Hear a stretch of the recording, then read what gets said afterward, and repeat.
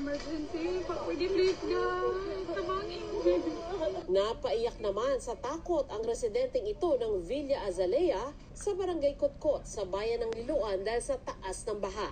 Lubog na ang unang palapag ng mga bahay at nagsilutangan na rin ang mga sasakyan. Marami sa mga residente binalot sa trapal ang mga sarili habang naghihintay ng rescue. Lubog din sa baha ang bahaging ito ng barangay Hubay sa Liloan. Sinagip ng Red Cross ang mga stranded sa ikatlong palapag ng isang bahay.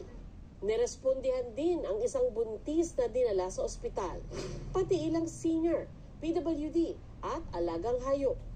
Sa sitio Tigbao sa barangay Talamban, na-recover ng BFP ang labi ng isang lalaking tinangay umano ng ilog.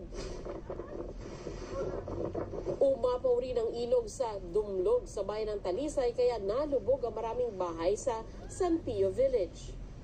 Sa taas ng tubig, napilitan ng ilang residente na manatili na lang sa ikalawang palapag ng kani-kanilang bahay.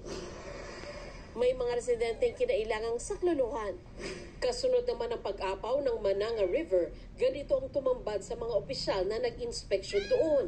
Mga sirang bahay na di na mapapakinabangan. Nailikas naman ang mga residente bago pa tumama ang bagyo. Cebu City. Binahari ng barangay Tabok sa Mandaue City. Sa bahay na ito sa barangay Umapad, maraming gamit ang nasira matapos malubog sa baha. Sa Silago, Southern Leyte, kung saan unang naglandfall ang bagyong Tino, saktong alas 12 ng madaling araw kanina, ganito ang tumambad sa mga residente. Mga nawasak na bahay at nagbagsak ang puno at poste. Nagsagawa na ng clearing operation sa mga otoridad pero inaalam pa ang lawak ng pinsala roon at bilang ng mga apektadong pamilya. Sunod namang naglandfall ang bagyong Tino sa Borbon, Cebu, pasado alas 5 kanina, bago ito tumama sa Sagay City, Negros Occidental. Sa Barangay Crossing, Magalyon, sa bayan ng Moises Padilla, halos bubong na lang ang nakita sa taas ng baha. Ang ilang residente tuloy nagsiakyata na sa bubong. Pinalubog din ng bagyo ang La Libertad sa Negros Oriental. Ang mga residenteng kailangan lumabas, no choice kundi lumusong sa baha. Naabot na sa... Oh my God, Tinoo ko. Naabot na sa... Sa Gihonan City, halos umapaw na ang dike sa lakas na ragasan ng tubig. Tinoo ko, my gosh. Abot dibdib pa ang baha sa ilang bahagi ng lungsod, kaya isa-isang sinagip at inilipat ang mga alagang hayop. Ipasa mo sa bintana, kailangan ka na itik. Binahari ng kalsadang ito sa Dumaguete City.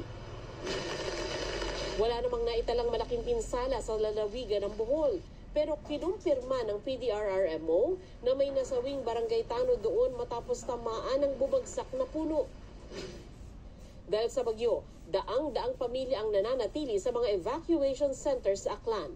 Karamihan sa kanila ay nakatira malapit sa Aklan River at mga bahaing lugar. Nagsagawa na rin doon ng emergency power shutdown.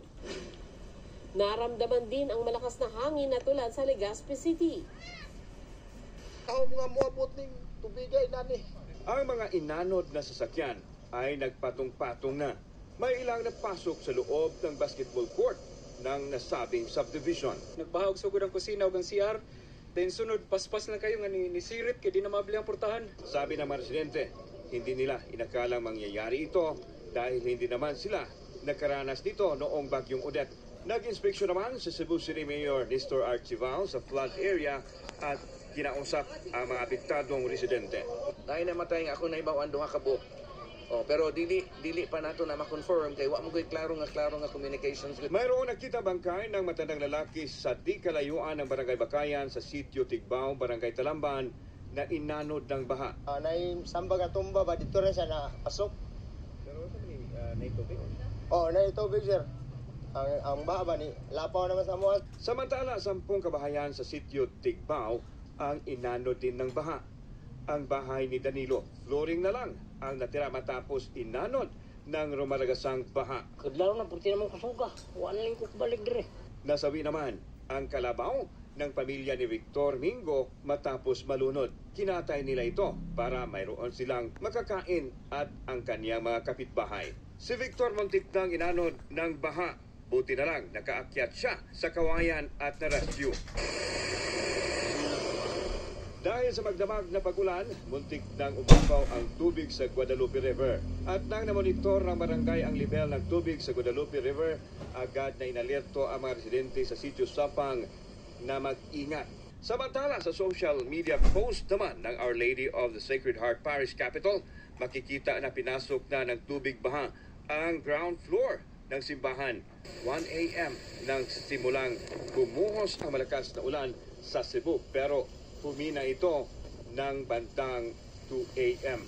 Muling bumuhos ang malakas na ulan o torrential rain bandang 4 a.m. hanggang maglandfall ang bagyong Tino kaninang 5:10 a.m.